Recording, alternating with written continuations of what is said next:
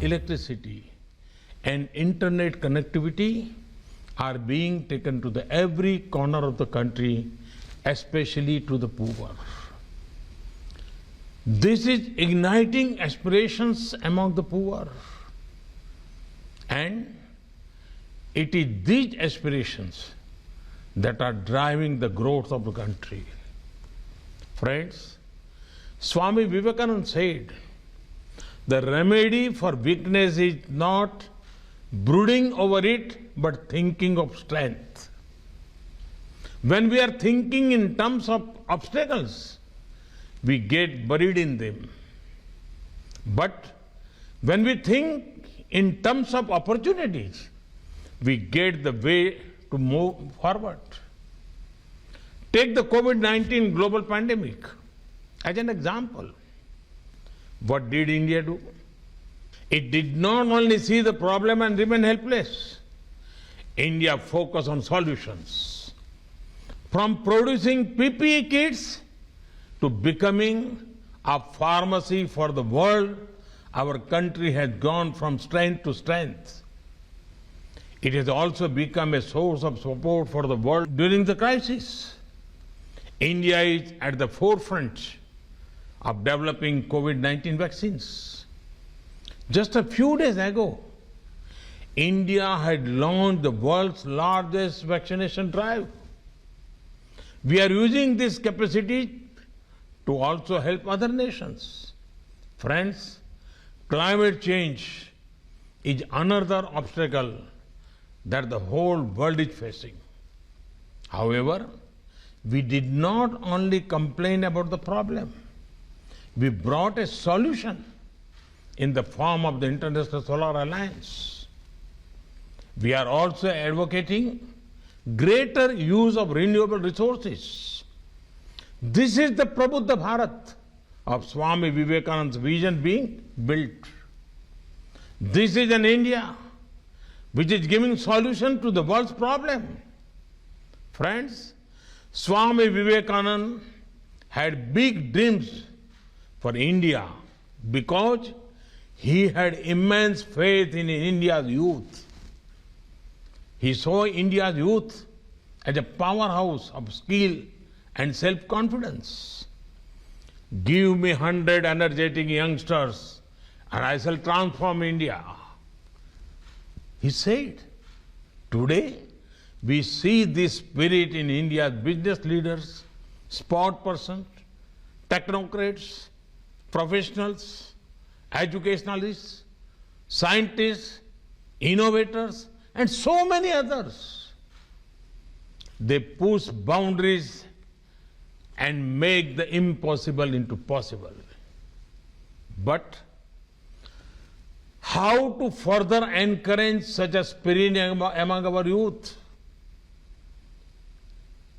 In his lecture on practical Vedanta, Swami Vivekananda brings out some deep insight.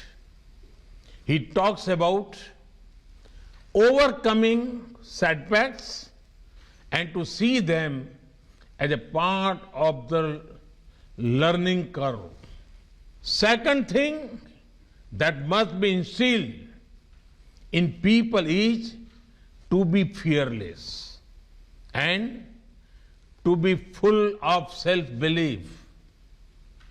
To be fearless is the lesson we learn from Swami Vivekananda's own life too. In whatever he did, he went ahead with self-belief. He was confident about himself. He was confident that he represented an ethos that is centuries old. Friends, the thought of Swami Vivekananda are eternal. And we must always remember, true immortality is to be achieved by creating something of value to the world. Something that will outlive ourselves. Our Puranic stories teach us something valuable. They teach us that those who chase immortality almost never got it. But those who had the goal of serving others almost always became immortal. As Swamiji himself said, only those live who live for others. This can also be seen in Swami Vivekananda's life. He did not go out to achieve anything for himself. His heart always beat for the poor of our country. His heart always beat for the motherland which was in chains.